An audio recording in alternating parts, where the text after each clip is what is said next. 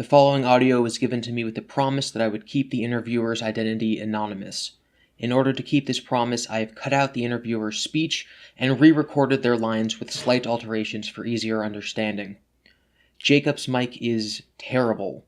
He probably had the sensitivity too high, so it's constantly maxed out and somewhat difficult to understand. There's also a fan in the background, possibly from his computer. For this reason, I will supply subtitles. This interview was conducted in the fall of 2019 and is the first in a series of videos I will release on this interview. The contents of this video are disturbing, but they are necessary for understanding the uncensored mind of Jacob Sockness in our continued effort to document him and provide evidence that he's a danger to those around him. So, what is it that would make you not want to be with Christine? There's absolutely nothing that's gonna halt my progress now. This is a hypothetical, but what if she rejects you or doesn't want to be friends back? How would you take that? Well, I'll give her a couple months to figure it out for herself because I've been with people that are autistic all my life.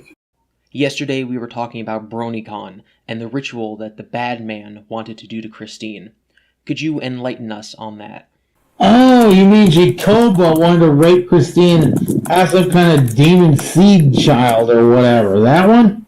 Yes. Oh, well, there was a plot that I didn't even know about until I was told. It was like, I heard about the plot, the parts with the spark of annihilation. I actually helped him find the spark of annihilation because I didn't know what he was going to do with it. I thought he was going to use the spark of annihilation to teleport me back home to my homeworld, so I helped him. My channel sources suddenly comes out with this big old news flash saying, oh, it's part of this grand scheme that we're going to make her to Jacoba and have this super child.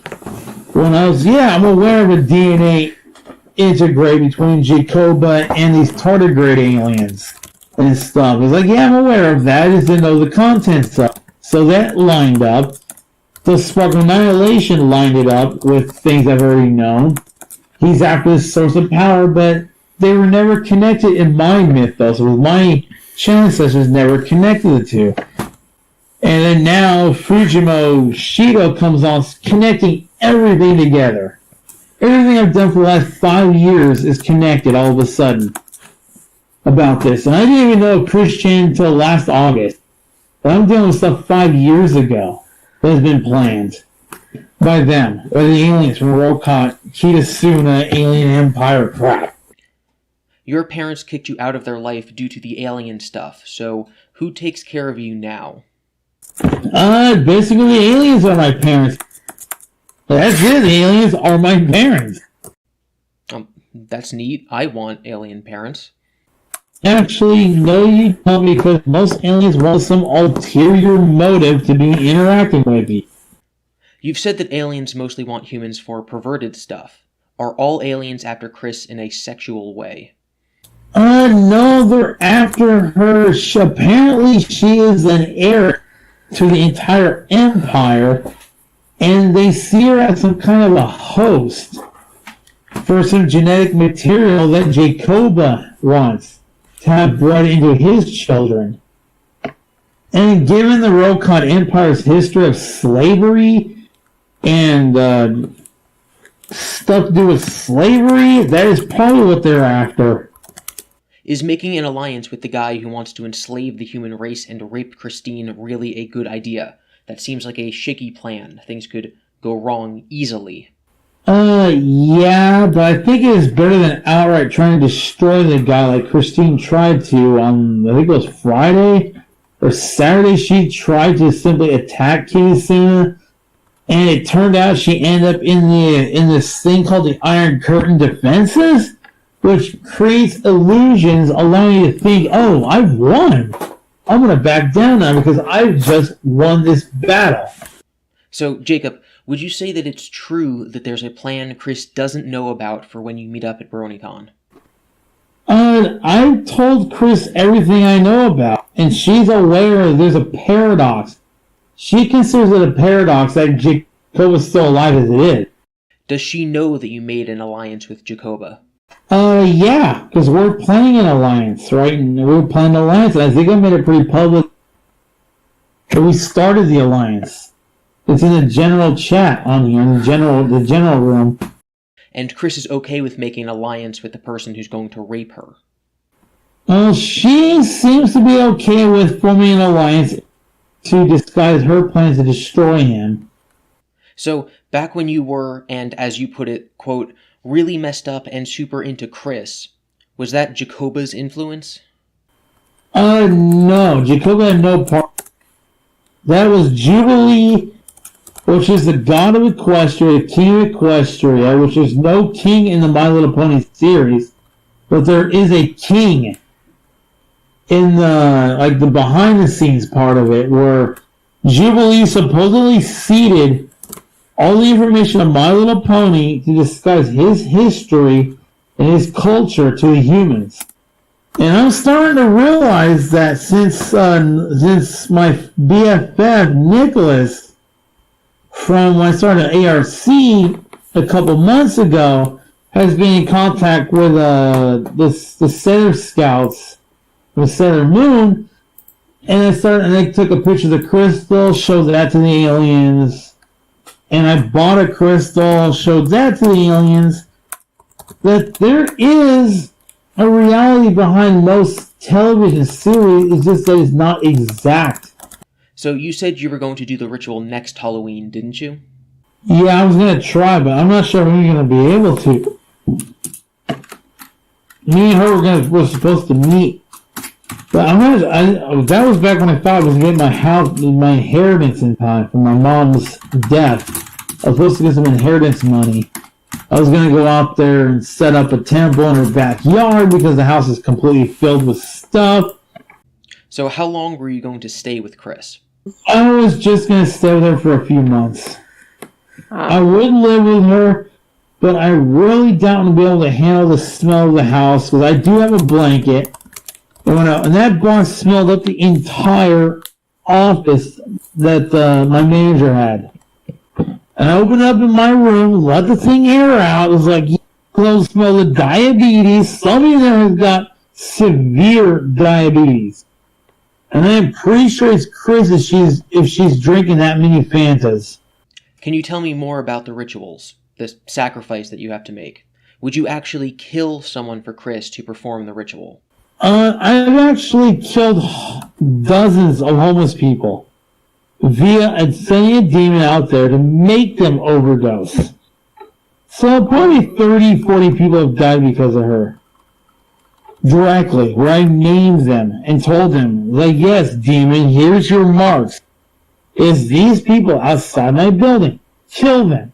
They are sacrifices for you, specifically for her.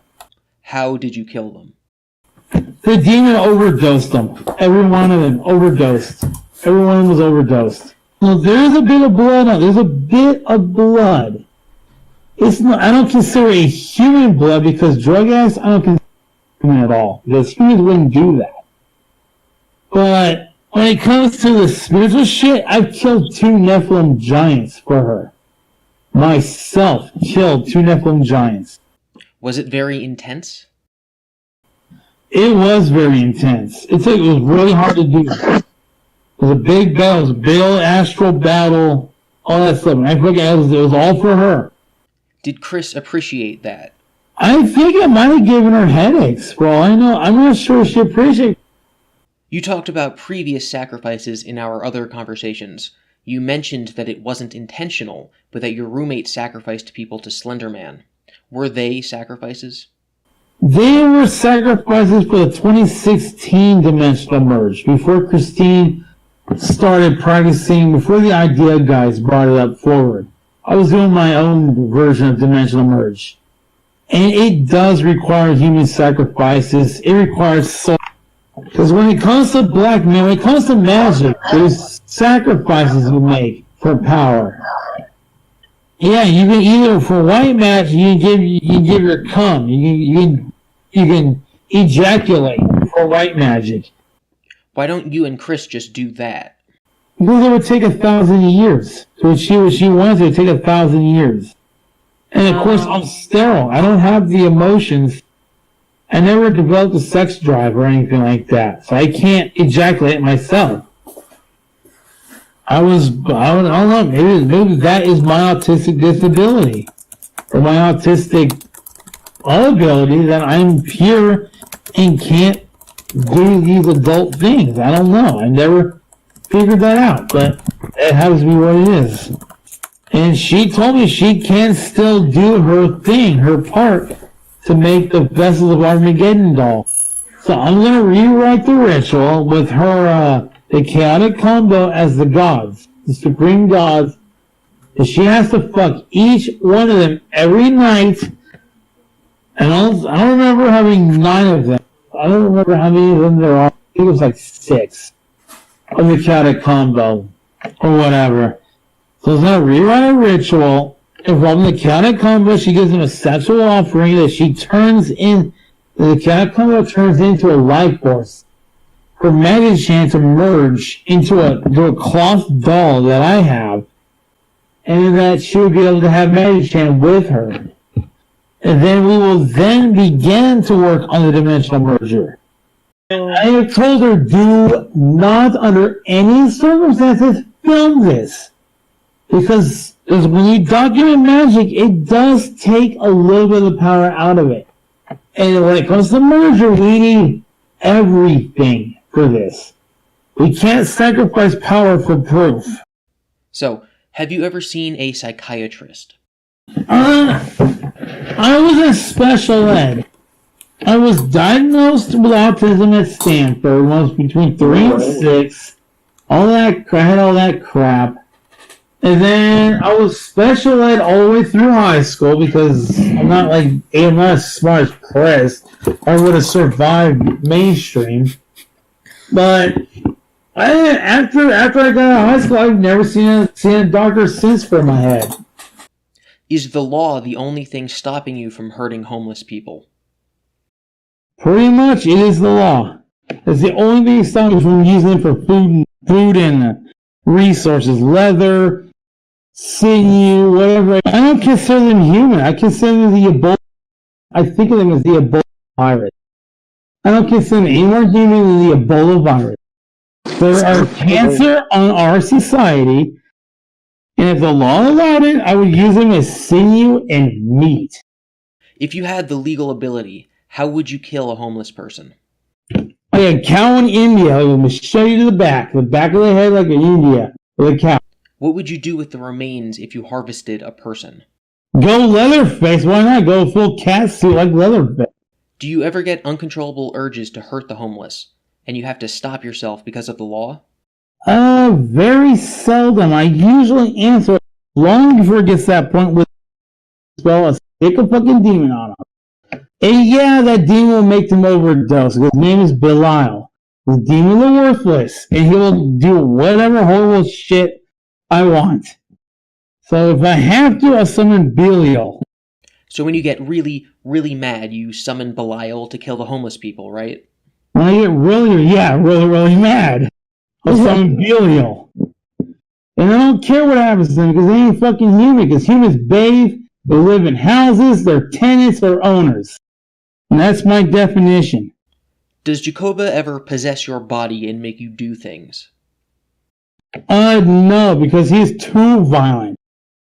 He would actually go and shoot with a freaking sword and start slicing. Charlie, he's violent. Has Jacoba ever possessed you in the past? Through other people. He's worked through Adolf Hitler. He's worked through Donald Trump, George W. Bush. He's had his list of dictators he's worked through. Are you saying that Jacoba could possess Donald Trump and rape Chris? He is currently in Donald Trump. Jacoba and Donald Trump are one and the same. Yeah, he's using Trump as a tool to manifest his empire on Earth through violence and warfare. Jacoba is trying to find human sacrifices and is just simply putting that into Trump without any designated target, and so because Trump has his own racisms. This concludes part 1 of the interview. I've split it up into topics of discussion. There are multiple things to take away from this part. For one, Jacob sees the homeless as subhuman and wishes to kill them. He actually claims that he's killed some before. This is the exact opposite of how Chris feels. In his Sonichu comics, Chris has soup hotels, which is where homeless people can live and eat for free. It might be a childish idea, but at least he has compassion. Jacob also said he hates the homeless because they don't bathe, and we all know that Chris rarely bathes.